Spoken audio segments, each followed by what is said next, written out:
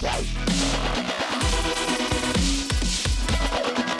guys, Josh here from Sportitude with shoe review time. Now we've got in front of me right here is the GT-2000 version 6. Very new shoe in the Asics series, only just dropped for us December 2017. So completely new shoe. So what they've done with this little guy is basically changed nearly everything, but stuck to what this shoe has built a big reputation on in the last 20 to 25 years, the GT-2000. So first and foremost, I've got the women's one in my hand through here. So what we're going to do is talk about what foot type should run in this shoe, and then talk about the cushioning system, talk about the upper, talk about the outsole, and hopefully it gives you enough information about this shoe, whether it's right for you. Also, I'm going to touch on where the GT-2000 and the Kayano sit in the whole Asics story, and what shoe you should be considering, because it's a question we get all the time. Should I run in a GT? Should I run in a Kayano? Well, hopefully I can give you some information at home which will help you make that decision a little bit easier.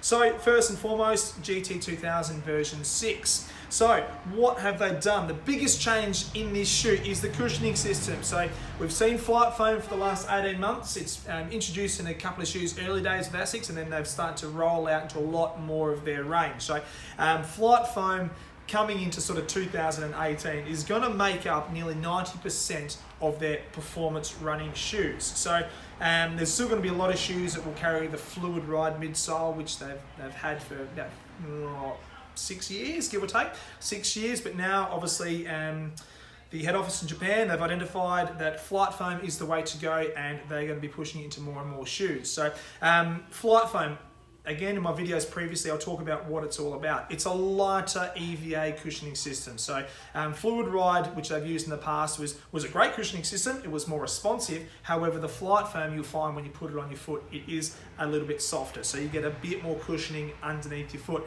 Now, did they need to do that because they got the gel pods?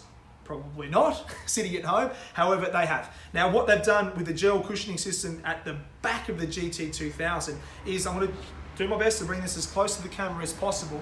Now, if I just swivel it around to the side there, see how that gel pod, that visual gel pod, is on an angle, sort of lower at the back of the shoe and comes a little bit higher as you get past your strike zone point. So what Asics have done there is, it's the first time they've really tried a different angle of cushioning system. So if I get my hands here and sort of angle it like the gel pod at the back of the shoe, what that does is, when you're hitting this lateral column through here, when you're running on that heel strike zone, the gel has been pushed ever so slightly closer to the contact point with the ground, therefore reducing that impact as soon as the foot hits the ground, and then having it angle up ever so slightly gives the foot like a cradled cushioning system. So it's not, you don't lose that contact point, essentially. You don't lose that gel cushioning system. So when they had it in the past, which was parallel with the ground, the feedback was you're losing that, that feel on contact with the ground, but then as you come through your transition phase to here, oh bang, the gel kicks in.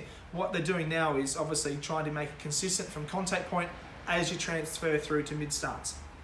On the medial side, we've got their Dynamic Duo Max. And again, in the past, it used to be identified with the big grey foam. Some of their Asics shoes or the stability shoes are identified with the grey foam through here. But being a cosmetic decision at head office, they wanted to clean the shoe up. I agree with it. It looks great, it looks sharp. Medial and lateral side is nice and consistent. However, this does have arch support. It just, you can't see it. It's just written there, Dynamic Duo Max. So get my finger right here and my other finger right there. Between those two, that's where the arch support sits in this shoe. Now, you see this aqua coloured foam that sits on top through there? So that is another gentle assistance, splitting your foot and the arch support. So the idea there being is you don't feel that arch underneath your foot, because it's not going to be as intrusive as you go through your mid-starts phase. Another feature I'd like to talk about with the GT-2000 is the heel counter. It feels deeper, it fits deeper, it is deeper. So basically at the back here, they've increased the depth by a couple of millimeters. Now, there's no measurement that Asics have given us. We're just going on feedback in store, and myself personally, I've done a fair few runs in this little shoe here. That's why it's a little bit dirty underneath.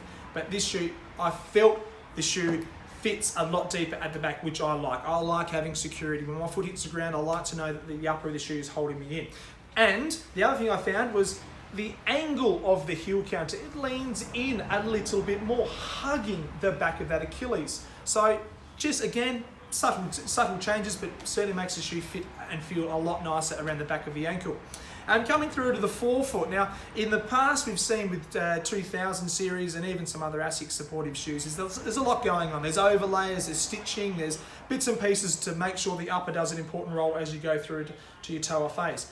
They've almost taken that out. The overlayers aren't there. Oh, pardon me, the underlayers, I'm sorry. The underlayers aren't there. What they've done is they've just put an overlay. So let me split between the difference between the two. Underlayer is the invisible sort of mesh lining or straps that you can't see. Overlayers is the stuff you can see. So you can see this little almost like a V triangle sort of shape through here. That's an overlay they've put on that medial side to give the foot a little bit more stability through mid-stance. So therefore we minimize the amount of movement as we come through toe-off. So again, heel strike, mid-stance, getting the support on the upper and as well as the arch support will minimize the amount of movement you have off of that first metatarsal joint as you toe off.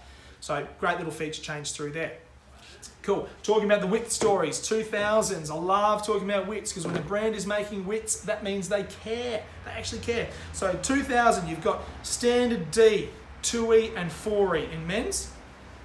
Women's, you've got standard B. You've also got a 2A and you've got a D and a 2E. I've just jumped around there. Let me start again. You've got a 2A, which is the narrow fit. You have a B, a D, and then a 2E. So 4 widths in the ladies GT-2000 and 3 widths in the men's GT-2000.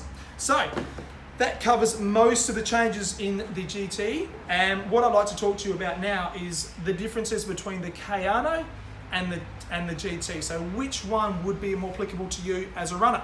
So I'm just going to grab my Kayano over here. Now I've only got a men's one in my hand. Now what straight away the difference is I can feel in my hand is this shoe is slightly heavier. They've got an external meta clutch heel counter, so therefore it's more stable at the back of the shoe. There's a little bit more weight which has been added in the back to give it more stability. And also the gel pods are slightly larger. So you've got rear foot gel, you've got forefoot gel. However, the pods themselves are a wee bit bigger. Now, going back to the 2000, I must add that there is a gel pod through the forefoot. So see that little cross in the outsole through here? That indicates right where that little pod sits underneath that forefoot. So both of them have gel heel, gel forefoot. It's just there's more in the Kayano. Now, that increases the weight of the shoe ever so slightly. Now, with that, we've also got the dynamic Joymax in the medial side. Now, our stats tell us that running in this and running in that, this and that, the arch support is near on identical. There's not one that provides more arch support than the other. Now that's a bit of a you can say misconceived perception with our running community out there. The more you pay, the more support you get. No, it's not the case. You get the almost identical support from the Kayano as you do the GT-2000. It's just that this little guy here, the 2000, is lighter than the Kayano. The Kayano technically should last a little bit longer, which it does ever so slightly. You get a few more clicks out of the Kayano.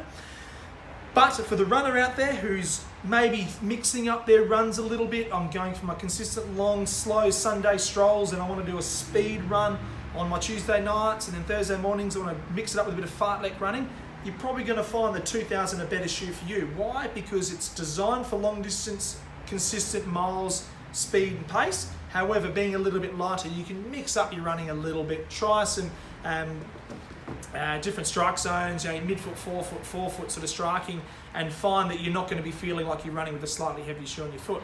Now, I do want to touch on that because this is not a gumboot. It's not a really heavy shoe. It's just a little bit heavier than the 2000. So, as a matter of fact, in the link below this video, we'll put the weights in men's and women's Kayano and the GT-2000 version 6, so you can get a bit of a read in terms of what the differences are there. So there you have it, guys, the GT-2000 version 6. Great little addition. Yes, they've made some dramatic changes to the shoe, but all for the better.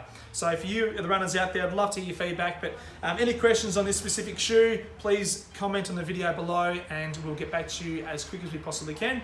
Other than that, happy running, guys, and we'll see you next time.